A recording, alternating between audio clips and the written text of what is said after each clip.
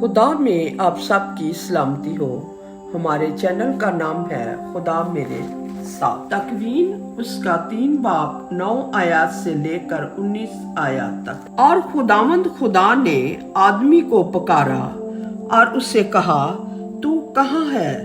वो बोला, मैंने बाग में तेरी आवाज सुनी और डरा, क्योंकि मैं नंगा हूँ और मैं छुप गया। उसने उससे कहा, तुझे किसने बताया कि तू नंगा है?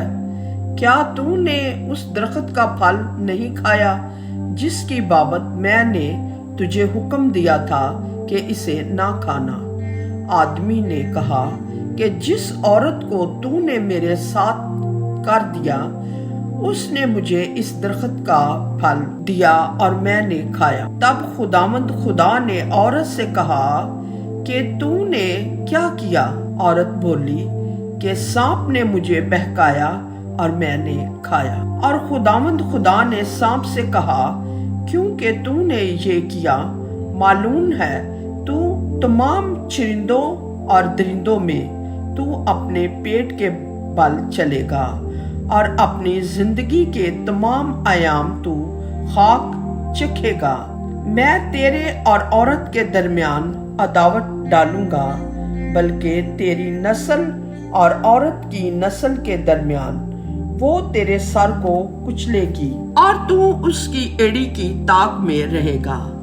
फिर उसने औरत से कहा, मैं तेरे दर्द हमल को बहुत बढ़ाऊंगा, तू दर्द ही के साथ औलाद जनेगी, तू अपने शौहर के अख्तियार में रहेगी, तुझ पर वो हुकूमत करेगा।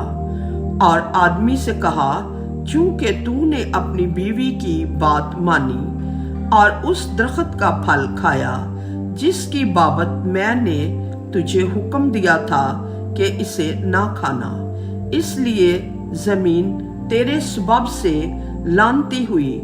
मेहनत के साथ तू अपनी जिंदगी के तमाम आयाम इससे खाएगा।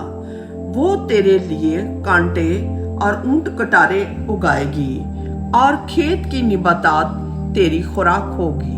तू अपने मुंह के पसीने से रोटी खाएगा जब तक कि तू जमीन में फिर ना लौटे जहां से तू लिया गया, क्योंकि तू खाक है और खाक में फिर लौटेगा। जब आदम और हवा ने उस दरख्त का फल खाया जिससे खुदा ने रोका था, तो फौरन उनके दिल में खौफ और शर्मिंदगी पैदा हो गई। वो अपनी नंगी हालत देखकर छुपने लगे, क्योंकि नाफरमानी के बाद इंसान के अंदर जुर्म और गुनाह का एहसास जाग उठा। खुदा ने इन्हें पुकारा और बात की। उस वक्त आदम ने अपनी गलती कबूल करने की बजाय हवा पर इल्जाम डाल दिया और हवा ने भी अपनी जिम्मेदारी लेने से की बजाय सांप पर अपना इल्जाम लगा दिया।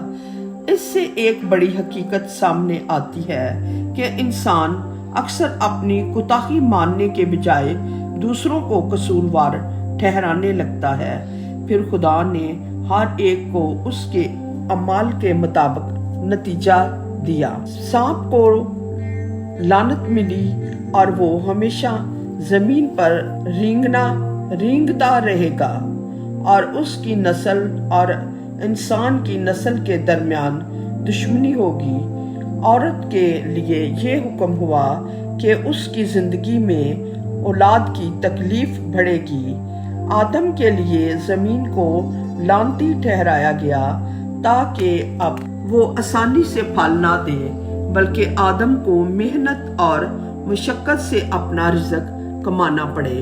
और आखिरकार आदमी को याद दिलाया गया, चूंकि वो मिट्टी से बनाया गया था, इसीलिए एक दिन वो दोबारा मिट्टी में लौट जाएगा। नाफरमानी हमेशा मुश्किल और दुख की तरफ ले जाती है और हर अमल का एक लाजमी नतीजा निकलता है। हमें अपनी गलती का बोझ दूसरों पर नहीं डालना चाहिए, बल्कि सच्चाई से अपनी गलती तस्लीम करनी चाहिए। इसीलिए सलाह और बेहतरी का रास्ता निकलता है। आमीन।